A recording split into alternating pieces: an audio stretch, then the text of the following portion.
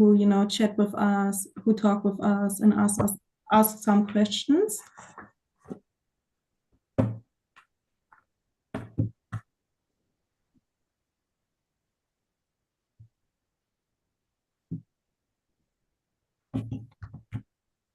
I will start with a short introduction, and after that we will discuss a bit deeper, right? Okay, we are live. So thank you all for your patience and welcome to today's panel on the topic of war and femicides, the state's weapon, the situation of women in South Kurdistan. Our focus will be on the Kurdistan region of Iraq, a region marked by its complex political history and the unique challenges faced by women in the times of crisis. Women are affected by war in many different ways. In addition to the physical threats and general insecurities that armed conflicts brings, women are often victims of gender-based violence.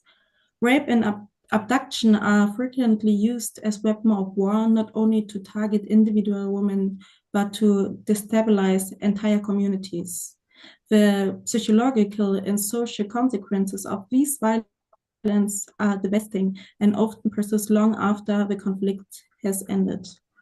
A key player in Kurdistan's political landscape is the Kurdistan Democratic Party KDP, which is largely controlled by the Barzani family. The KDP has dominated politics in the region for decades and embodies deeply patriarchal power structure based on traditional clan networks and male dominance. Despite the achievements of the Kurdistan region, particularly in terms on economic and security stability, the status of women within this structure remain highly marginalized. In today's panel, we aim to discuss how patriarchal structures in the region affect the lives of women during times of crisis, while also acknowledge the progress that has been made. We will take a nuanced look at the role of political leadership, particularly the KDP, and exploring how women are both victims and active agents shaping their future in the region. We will look forward to have a very forward-looking and bright discussions. And we are happy to have three wonderful panelists right here. Our first panelist is Shireen Murad. She's currently doing her major degree in social anthropologics at the University of Colorado.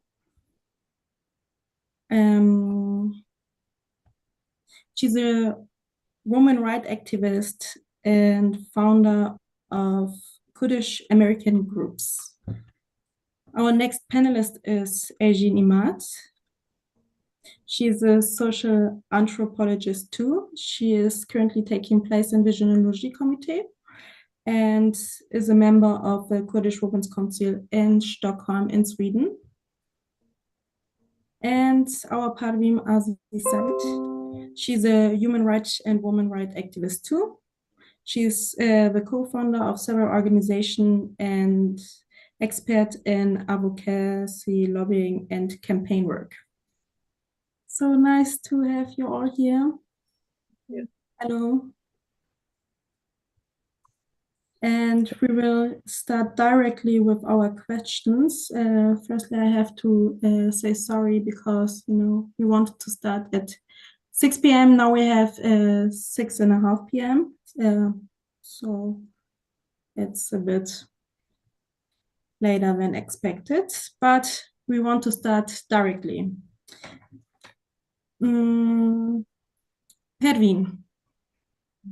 the first question is dedicated to you.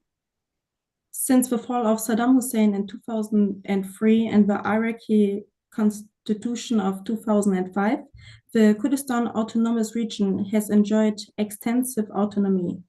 Nevertheless, the autonomous region faces major challenges. There are profound crisis between the parties, particularly at government level, which have not yet been resolved but have rather deepened.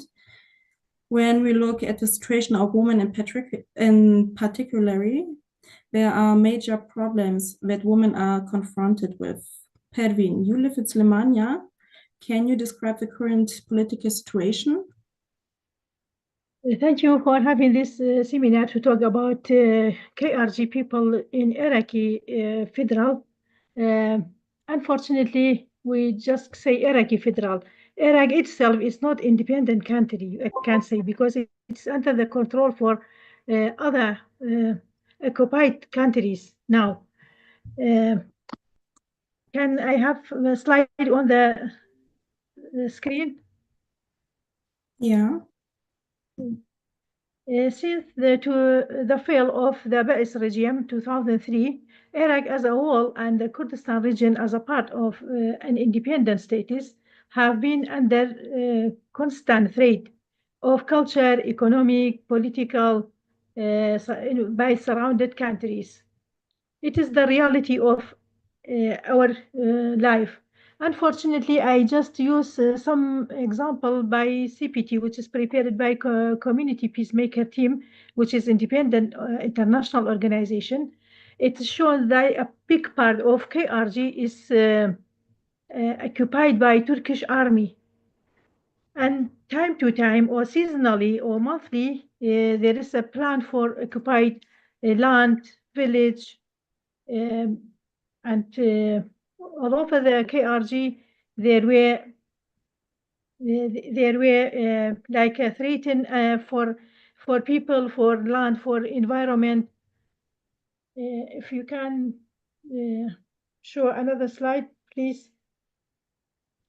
Yeah, this is showing that continually Turkey and Iran, which are the neighbor countries of KRG, is attacking by different type of weapon and threaten the land, people, environment, electricity, power, internet, uh, garden, everything in the farm and bees.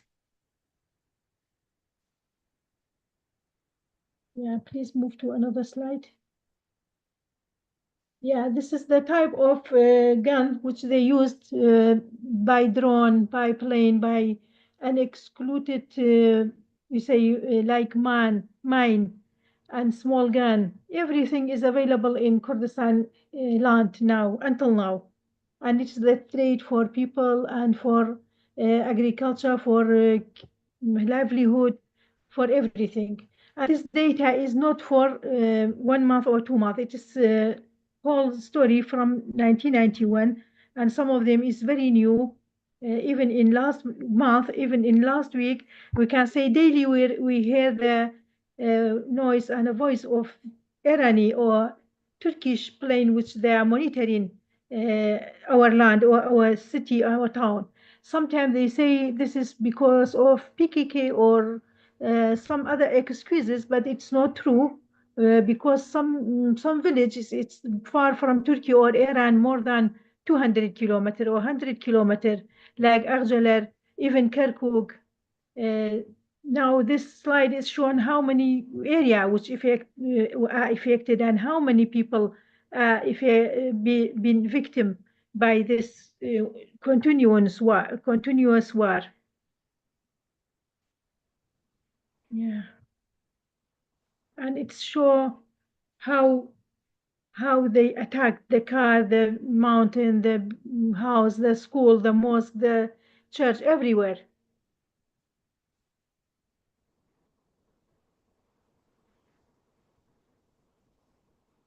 And this is just a sample. Even Erbil is not close to border, and there is no PKK inside Erbil, but it's attacked by Iran, and there is murdered people, and there is injured people, and there is women. In all action, women are affected like men and children as well, because they are not making any difference between man and woman. But sometimes the more women more affected because of displacement and because of we say source of life. After displacement, women will be more affected than other people.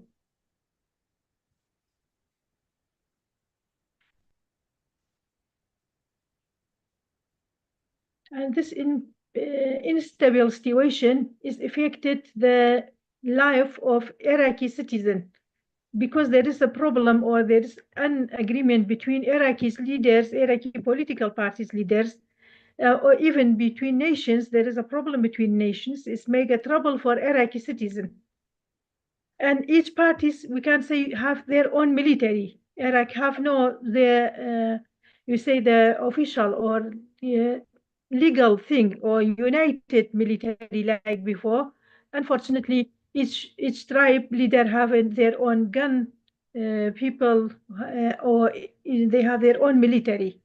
And they run it by government budget and from people's money, not from themselves.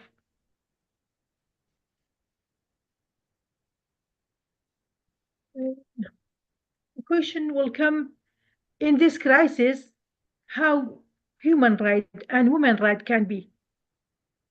Until now, there is racism inside Iraq because Kurd against Arab, Arab against Kurd, women against man, man against women, Turk against Turkman against Christian, Christian against Arab. They make this kind of, they bring this kind of discrimination or this differences between people to make Iraqi citizens become weak and weak and weak for controlling people by themselves and for their benefit and for collecting the vote during election. Unfortunately, this is the situation of human rights now, especially in this time. There is a campaign for election awareness, or for sometime in October there were election. Unfortunately, people have no uh, enough awareness about the future of Iraq and how they treat political parties, and they don't have enough awareness about why they choose this parties or others.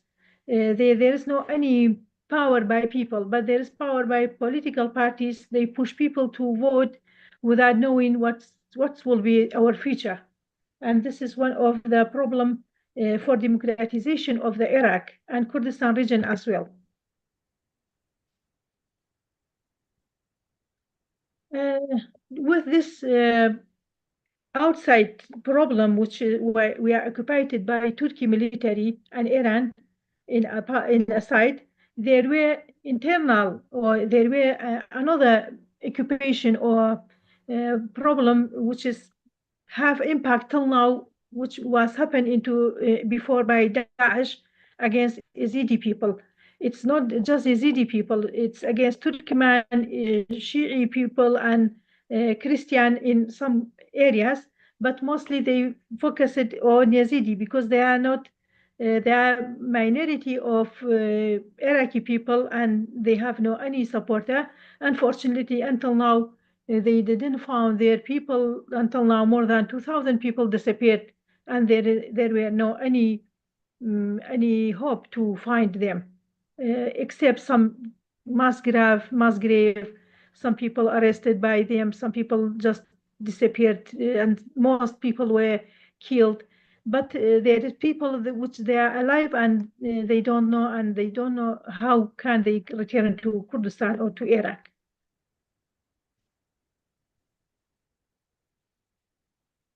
And daily there were murder because of Turkish attacked men and women, and especially women activists, which is a part of feminicide. They want to afraid women to not participate in political activities. In Kirkuk, one girl were murdered in Slemania, another one Zilan, Shade Zilan, and last month two journalists. Every day we are afraid from people which they are kidnapping people, injuring people, and killing people.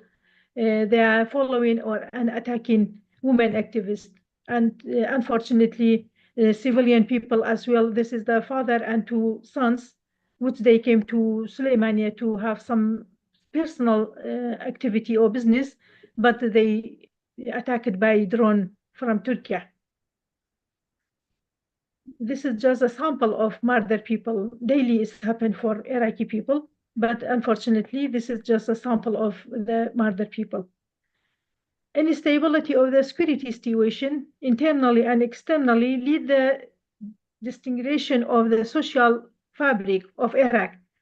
Now they are doing another type of genocide against women, or can say feminicide against Iraqi people, Iraqi citizens, because of they want to do like an compatibility or agreement between political parties. They want to have a general assembly, a general amnesty for Sunni people, which including some Daesh, in place of the amendment of the law, Iraqi Personal Law 188, which we have this law since 1985. 1958, sorry. They want to change this law to just disappear women's right. How? Because in this law, somehow, which is dependent on Muslim Islamic religion, but they use at this time some communist parties leaded Iraq with Ba'athist regime.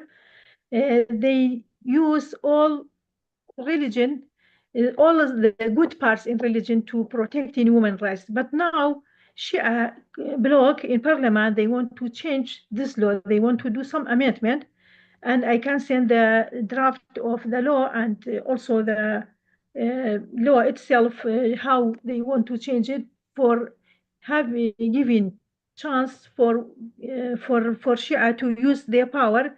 If the Sunni is agree for this law, they will agree for the general amnesty law to release all, we can say, I cannot say terrorists, but some people are terrorists among them, which they come back to community again, which is make another problem for Iraq.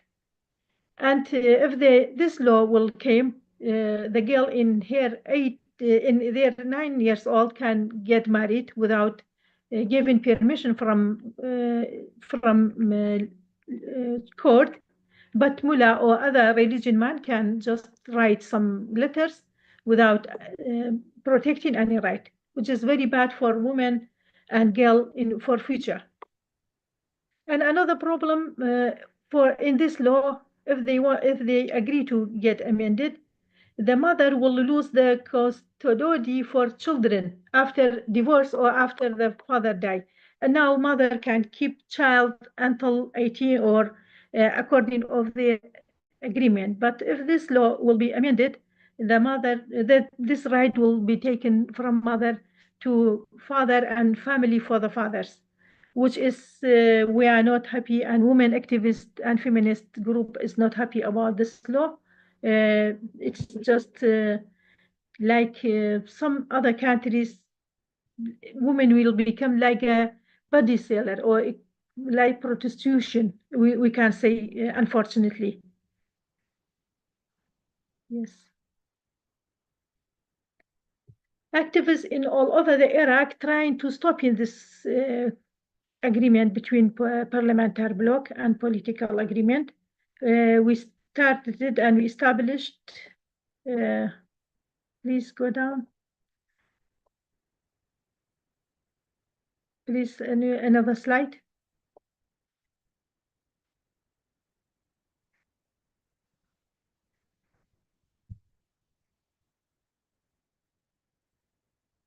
Shilan, can you move the slide, please? Yeah. This is the draft of law is prepared by Shia bloc in parliament, and it is under study now in parliament. And unfortunately, 2 times they put it in their plan and agenda, but luckily there is another sound in parliament. Might be they can stop it, or maybe we will have a power to stop this amendment. We don't know. We are working hard and we are preparing to to do some advocacy campaign and lobby for stopping this amendment because it's abusing human right and women right. Yeah, this is a part of the activities in Iraq. Now, this is the most, say, warm news in Iraq for women issue, and we can say not just for women. It is like a social network issue in Iraq as at all, because all law in Iraq, if they get any amendment or anything happen, it's affect directly Kurdistan region, because it's true we have parliament, but now it is stopped for temporarily. Hopefully, we will have new parliament in October, after this election, but they cannot have law against Iraqi constitution. That's why if this amendment is happening in Iraq, all Iraqi women will be affected directly by this law and toward west, not to better situation. This is what I have to tell about our women's situation and political situation. Unfortunately, we are in an unstable situation internally and say globally.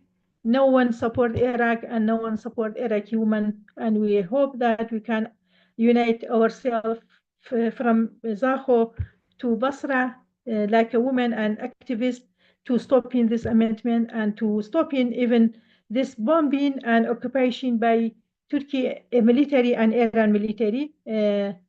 Thank you for listening, and if you have any question, I am ready to answer. Thank you for giving me time.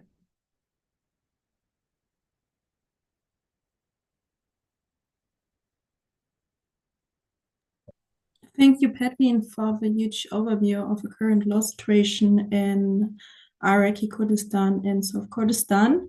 Like you said in your presentation, there are a lot of attacks, especially by the Turkish state, but not only by the Turkish state, even by the Iranian regime. But since mid-April, the Turkish state has been conducting a comprehensive military operation in South Kurdistan, where it has been fighting against the Kurdish freedom movement in the mountains of Kurdistan for decades.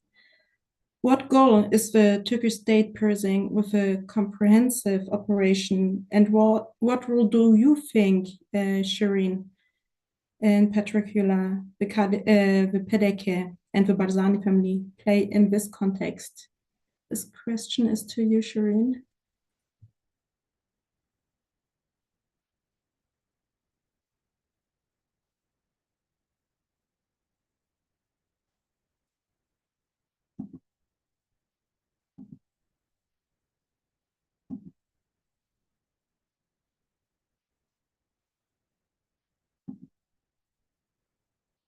You are still on mute. I'm so sorry. Yeah, thank you for this opportunity. I hope we can do something like help understanding what's going on in Kurdistan for our audience. And thank you for Pervin Khan and her panorama about what happened recently in Iraq and as a general. So I am I am thinking to talk about the idea like words politically is against the democracy and against the human and especially human right and women, and this give us an idea. So the words politic it's against activist women, and especially in colonialist countries like what we have in the Middle East areas. Those countries actually all is made by the world's political. So Turkey, Iraq, Iran, Syria, whatever it's been. So that's start in Second World War. They made these countries, and the president of these countries and political, it's all belong to them. Whatever they want to do, they do for them. Especially in Turkey, and right now Turkey is Ottoman Empire's thinkers still wants the Kurdistan. They divided in 2009 World War Second, so Second World War. So that's still that's plan is going on. So the first day when they agreed 1992 to establish Kurdistan regional government, that's first plan, a first step to come to today, because those were in that Kurdistan regional government, they were not strong enough to run the region, the Kurdish women. So it's been for over 30 years. So this plan is weakened and oppressing like financially, economically, socially, and democratically on women. So every time, or everyone to go to back in Kurdistan to see people is leaving the country, and uneducated people is going, people's life is getting worse and worse every day. So that's not, it's something by itself or something natural. It's planned and well planned, but by those politicals plans. So right now, as Pervin Khan said, PKK is, they want to invade southern Kurdistan, and the excuse of the PKK, but that's just the excuse, because the only parties now is work for the whole Kurdistan, for the whole benefit of Kurdish is them. That's why they with the Iraqi's regional government work together against this ideas, and this who works for the benefit of the Kurds. So that's why they targeted an activist the activist who is waking up the society, the people, the women. They targeting them. The journalists, the women's journalists, Haval Guli and Haval Hero, what they did, why they've been killed. Only they want to empowering women, empowering society to be themselves. That's why they kill them. And what we do right now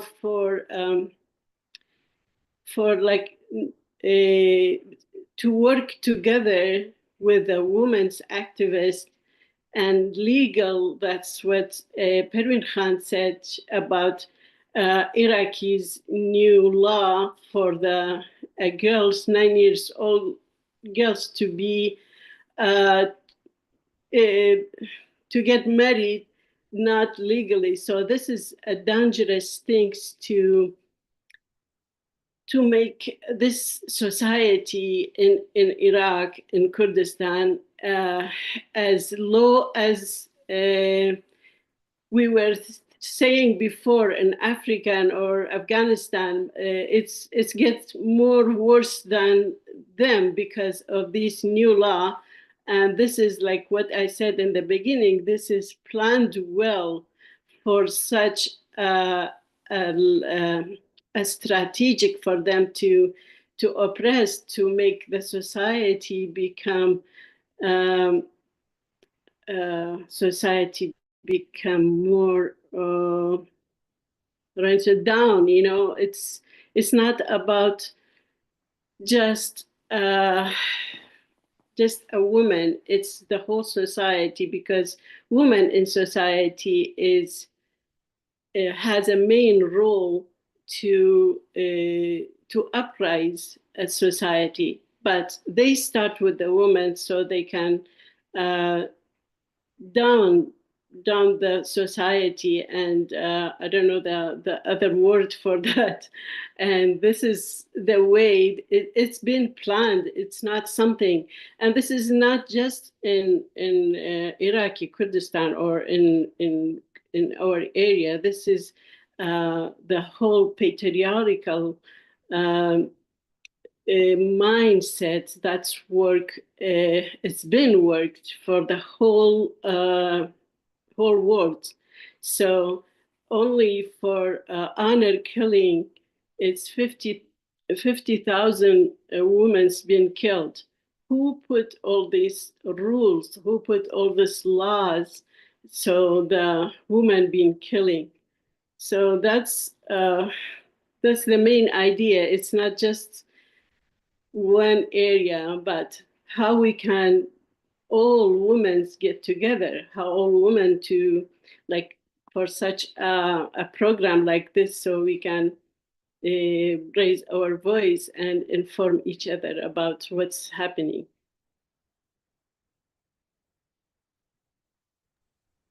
Thank you. Yeah, of course. You did say it very good. You know, we need some more platforms like this to educate each other and to talk more about the current situation. Thank you. Eugene, the next question is dedicated to you. The Kurdish autonomous government has long fought for its independence. Women played an important role in it. One well-known symbol is Leila Kazem, who still plays an important pioneering role for many Kurdish women today. In the present days, however, women face a multitude of attacks that affect their economic, social, and cultural situation. The current government does not apply the laws in favor of women, but use them to enforce its political interests.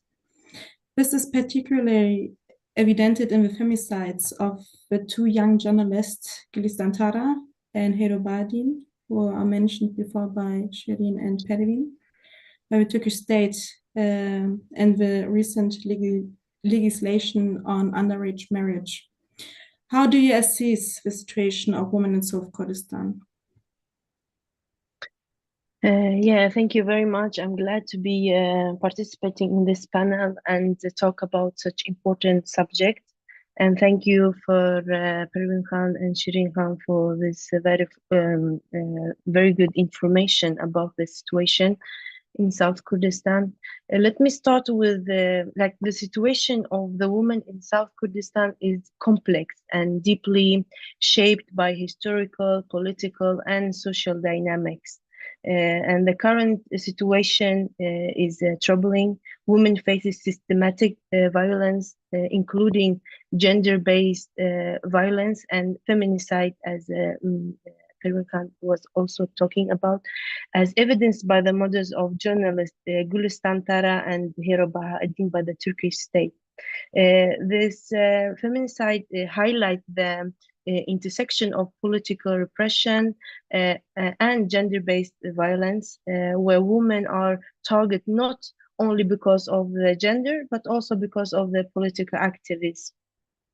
However, despite the historical and ongoing contributions of women of the south of Kurdish cause, the current socio-political situation in South Kurdistan is deeply concerning. The economical, social, and cultural attacks that women face today reflect a broader issue of patriarchal repression, even within an autonomous region that has benefited for self-growth.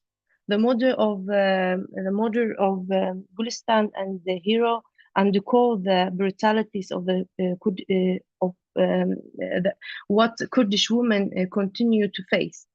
particularly in the context of state violence and occupation. So feminicide are not just the individual tragedies, but a systematic attempt to silence women and undermine the growth political influence. In addition, the draft in Iraq proposing the legalization of marriage for girls as young as 9 is deeply concerning and seen as a violation of children's and women's rights. So this move is rooted in conservative religious interpretations and signals regression in the protection of vulnerable groups, particularly girls. And such law is, if passed, would institutionalize child marriage, increase the risk of expression and sexual abuse, and stripping girls of the right for education, autonomy, and self-childhood.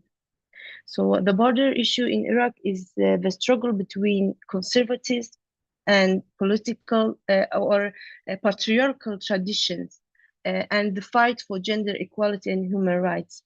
This law reflects the influence of religious authority in political decisions making and highlight the lack of comprehensive child protection laws.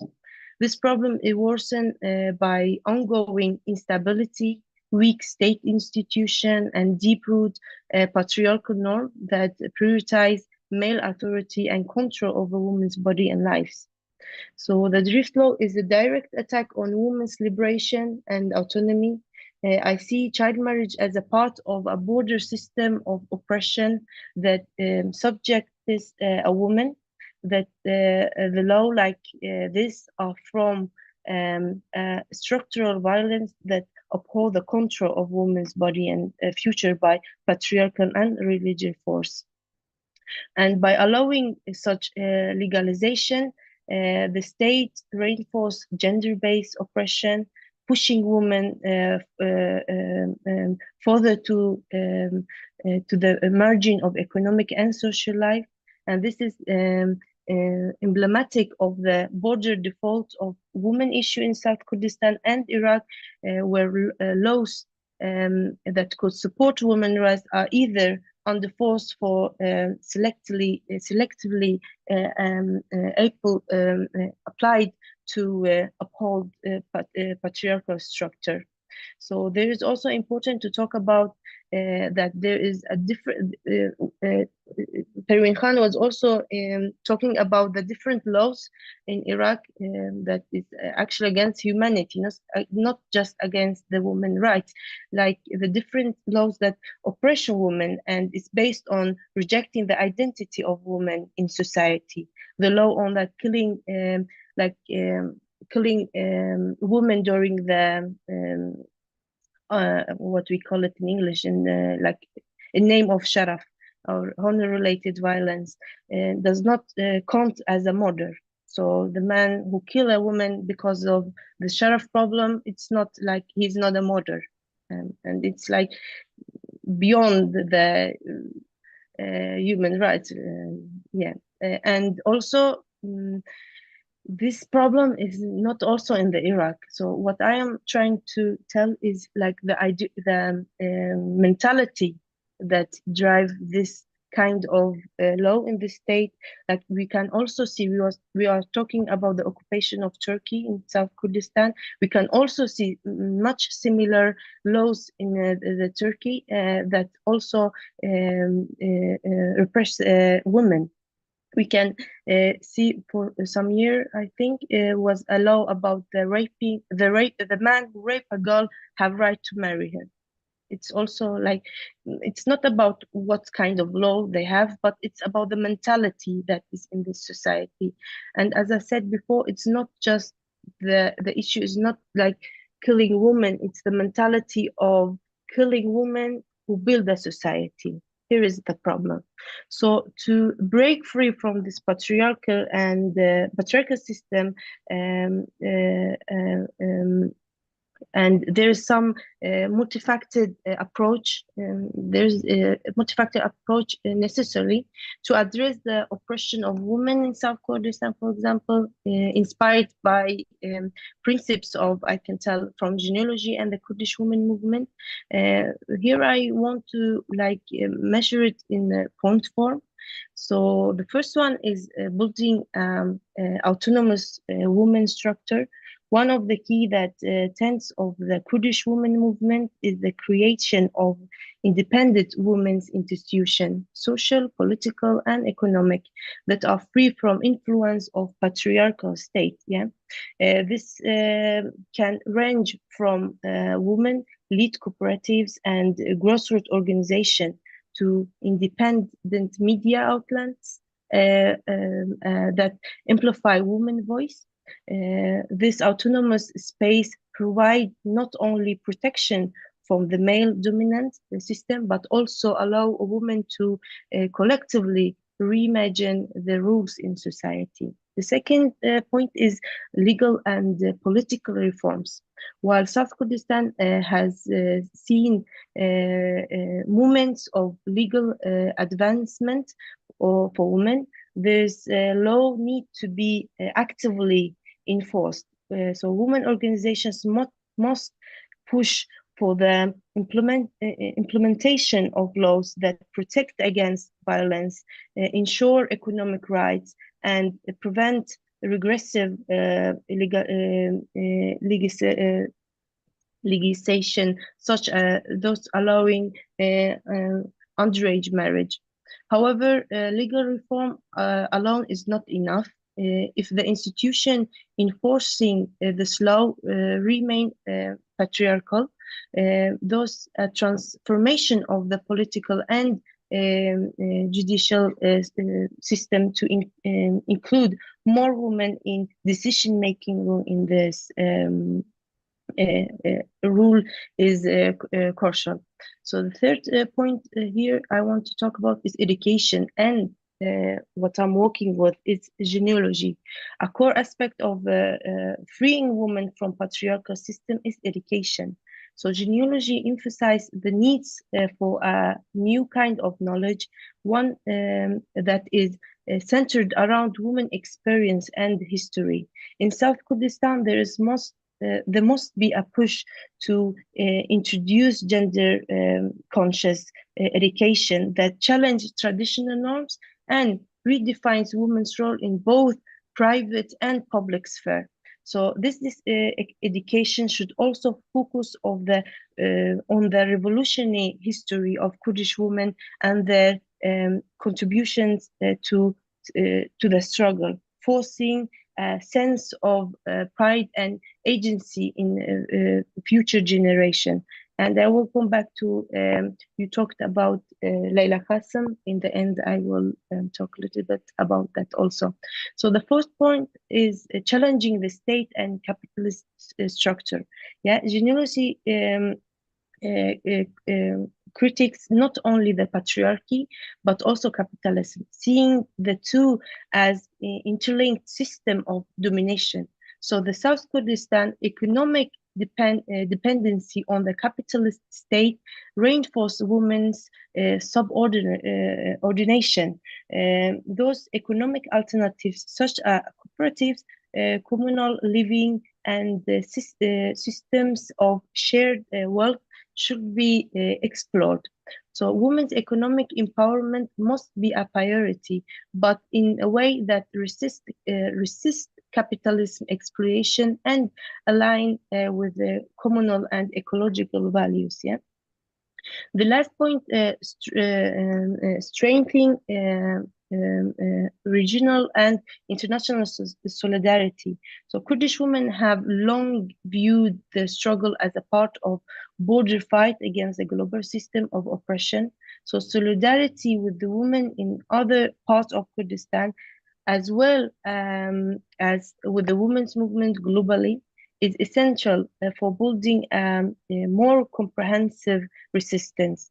This includes working with women's movement in the Middle East and beyond, sharing strategies, resource, and support of the Kurdish women facing violence and oppression. So in conclusion, the fight for women's liberation in South Kurdistan cannot be separated from the border struggle against the patriarchal capitalism and the state violence. Drawing from genealogy, the focus must be creating a new system of power, knowledge, and economic organization that center women experience and dismantle the structures that uphold their oppression by continuing to build on the legacy of women like Leila Qasem and organizing collectively against both state and social violence. So women in South Kurdistan can crave a path through the true autonomy and liberation. So women like Leila Qasem are symbols of resistance in embodying the intersection of both national and gender liberation struggle. Her legacy continues to inspire us as a Kurdish woman who see the sacrifice as a viral reminder of our own capacities for leadership, resistance, and transformation. And here is also important to know we are talking about issue in the society, but we have also very strong Kurdish movement that fights and give us like the tool to fight against the system. So what's on us as a woman from South Kurdistan is like bring our brain together, bring our power together, and fight the system to stop this kind of domination that trying to destroy the woman identity. It's not just something in South Kurdistan, yeah, it's more there, but there's in all the world we see. In Europe also, we see much problems in the society. There is much case that women's like trying to go away from their identity. So here's important that, as I said, we gather around, talk about the issues, and bring our brain together. Yeah, thank you. Thank you, Ejin. You mentioned it. There is an alternative life. There is a movement who is currently protecting and fighting for a better life, especially for women. And they're doing it under the slogan of Jinjian Azadi. But Jinjian Azadi is not only a slogan, it's a philosophy. And that brings us to our next question. Shireen, it's dedicated to you. The Jinjian Azadi philosophy was a source of inspiration for many women around the world and manifesting itself in a collective fighting spirit. Currently, women who advocate this philosophy and are being murdered in the mountains of Kurdistan and on the streets. What are the causes of these attacks, especially on the pioneers of the Kurdish women's movement?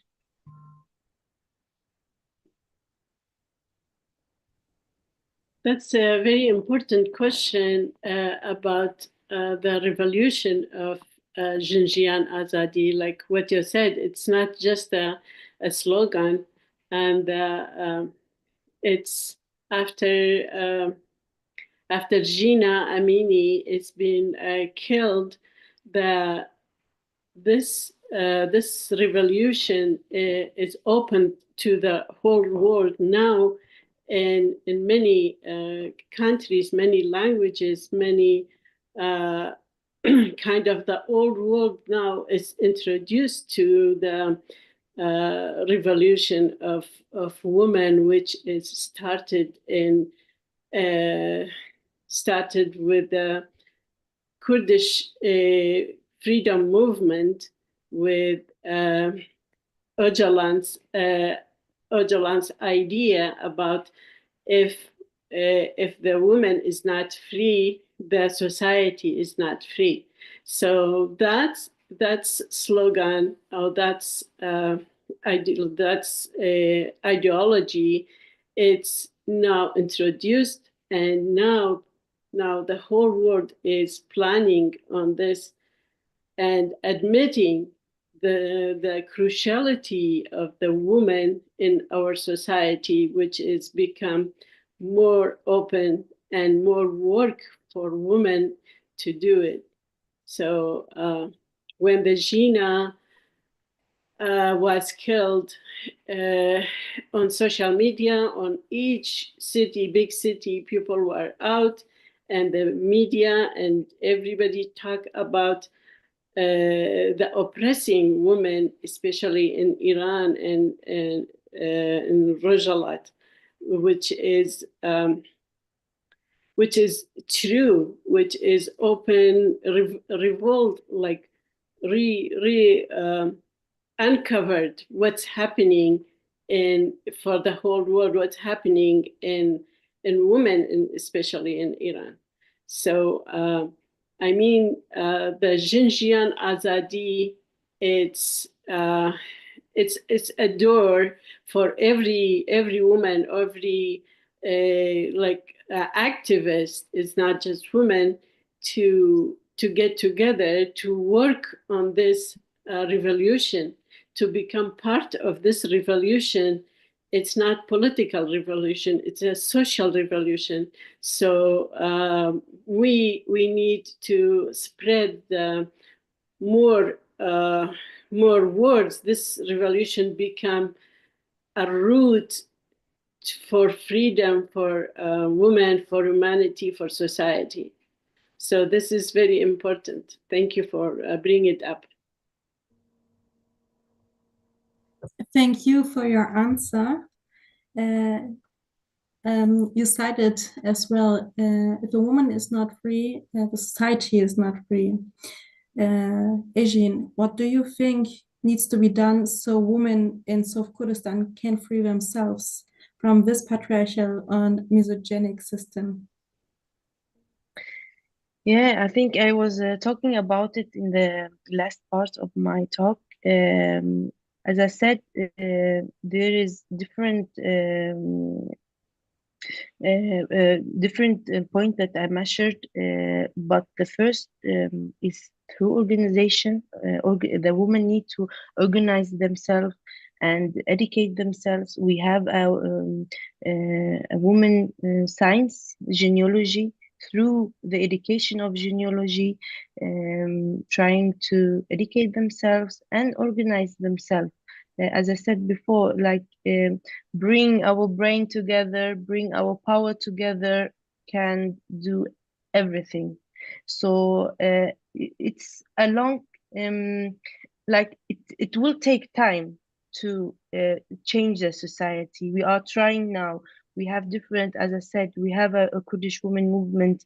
We are fighting, we're resisting. We saw in Rojava, we see the slogan from the mountain Xinjiang Azadi, like we see this slogan in India, in Iran. There is different ethnicities in the world that feel the same, like women have the same how you say it, the same, in Kurdish we say ish, the same problem, the same suffering, you can say. Yeah. So what brings us together is more than what is make us apart. So what do you have for ideology? What do you think? If you are a woman, we have to keep together and organize ourselves, fight against the system. Yeah, there is some practical points that in Bashur, like there is many women in the parliament.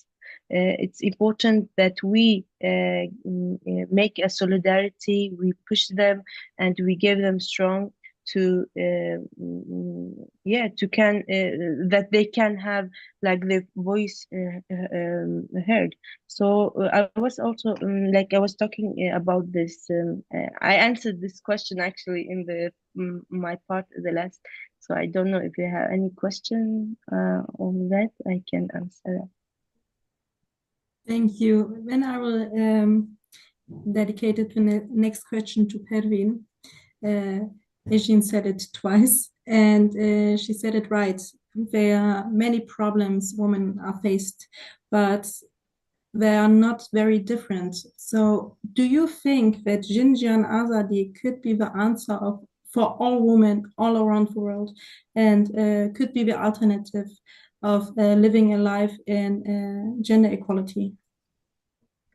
Yeah, thank you for having this question. This is a long history of women movement and women like feminism, like say freedom, like let's say coming out from home, or like having wage for householding work. So there is a lot of philosophy before women activists use it for having their own freedom. In all over the world, culture is a law before having law. Now in Iraq already we have law, but as you mentioned it for that, we are now fighting for keeping this law, which we have some criticism or comment on this law. For example, now the Iraqi personal states law is giving chance to men have several wives. But even we want to keep this, if there is no this legally, there is something else worse than this. And unfortunately, for example, if I have something with a man, I have to be punished. But if my husband have something with another woman, they have to have some witness, some, I don't know, some strong statement for him in place of something like honor witness for me. There is big difference between men and women in Iraq, and I can talk about Iraq. But this philosophy or this slogan, Jinjian Azadi, is changed the mentality, is trying to change it, like a changing attitude by, say, men in society. For example, there is Kurdish proverb, they say, male sheep for slugata. But now the Kobani woman or the female fighter is changed this mentality. Now, if women want to participate, luckily we have chance to develop ourselves, to build our personality, to participate in society. For example, in parliament, by law, women have right to have 30% of the vote or the chairs in parliament. This quota is helping people to raise their situation politically. But this quota is not for everything in the society. For example, in government, if you have 30, for example, 30 minister, we have to have 30% of this minister female. But no, last year or last round in parliament, we have 34 minister, but we have one female minister. Little by little, we want to do democratization, but unfortunately, the occupation by, we say, by imperialism or capitalism, or we can say, is they show their face in other name, like freedom for Iraq, or I don't know, democratization for Middle East, something like this. Day by day, they want to use this kind of change, which I mentioned in previous question, like nations, religion, gender. They want to use this kind of thing to just making, you say, people separated between themselves, not united. They say even they make a problem between villager and city people. This is gender, also gender-based violation. For example, they want to discard the woman dignity. They want to change the name or the say the views of women in society. If any bad thing happen in society, they say this is women organization result. This is your activities result. Why? Rape is available 100,000 years before. Not, we are not reason for this. Prostitution is available. Everything again, and for humanity is available, but they want to put it on our shoulder because they want to we say to just make shame for us to not participate in society. If any bad thing happen, they say women organization, especially religion man. Now we became like a fighter against each other, which we are not fighting them. We are fighting the idea. We are fighting the, I want to have my freedom because I want to play my role. I don't want to take his role, but They want women to be keep quiet, to stay at home, to not talk about the right. Now we want to keep this law, not because it is very good law or perfect law. For example, if the husband die, the women have right to have 1/8 from their wealth, which is not just. If I work it outside home or not, I spend my life with this husband. For example, if I am government employee and my husband also government employee, we have right to have one house or one land from government. It will taken by months, not by sometime, few time by female. But after separation or divorce or anything or death, the wealth will go to the male family or to the male, not for female. This is unjust thing. We want to try to change this, but they want to take us something else. But now this philosophy or this slogan, Jinjian Azadi, I don't think can solve all over the world's problem for women, but it's just a lightening our road to ask for our rights. This is just my view on this because they feel women cannot do the leading for freedom for humanity, but women can trust herself first and to build her personality and to protect her dignity. In this case, yes, women can have the life and the freedom. I hope I could answer this question. Shilan, if you allow me, I have a comment. Of course. Yeah. Based on the answers and the questions and our discussion, I find out there is a two side of the thing, like where the Iraqi government trying to do and what's the Xinjiang Azadi's revolution wants to do is two things is opposite of each other. In Iraqi's government's laws and all those parties, religions, whatever, they working together to demonize, to make the woman as a bad person, like what Pervin Khan said, and especially those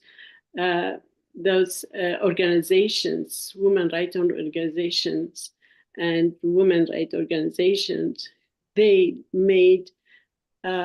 are trying to demonize all women, including the organizations, so they can be seeing as a bad person, as a witch, as something is less than a human. They working on that to destroy the society. On the other hand, Xinjiang Azadi Revolution, women life freedom, it's opposite of them. They want to empowering women. They want to empowering society, so the society to live in peace. And each cultural in society, they have their own value, their own peaceful life for their society. In Xinjiang Azadi's revolution, it has like working to each represent themselves with their color, with their mind, with their like what is work for them the best to have a peace, to have a better society. But in other side of like Iraqi's laws, they want to one law. It's cover everything. It's woman. It's bad in and it's demon in the whole world, like in each society, like in, for example, in like Arabs is cultural like society. It's not work with the Kurds because we are different. We have different culture. We have different value in our culture. They have different one. They can do it for themselves, which is I don't think this is a good things to for a woman. But the things I'm saying is like not one law is good for every culture. I am against the Iraqis' law 100%. What they're doing on the women, how they treat women. I am 100% against it, but I'm saying about the difference and two things like Jinjian Azadi and the Iraqis' law. Yeah, so just try to clarify those things. Thank you. Thank you both.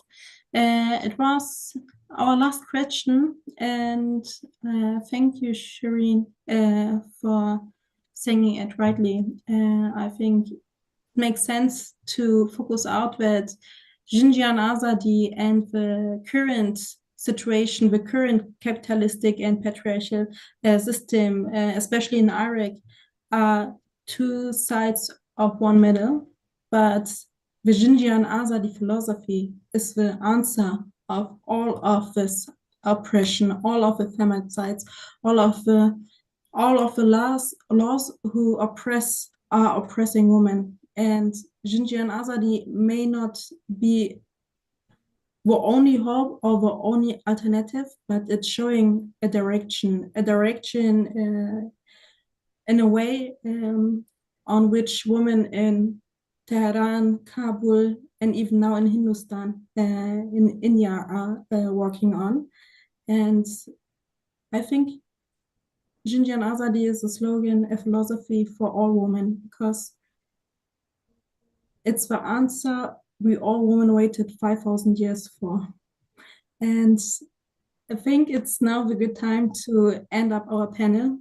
I thank you all for your good analysis, for all of your information you put into this panel, and all of the perspectives we get to know today. Thank you. Thank you. Thank you very much.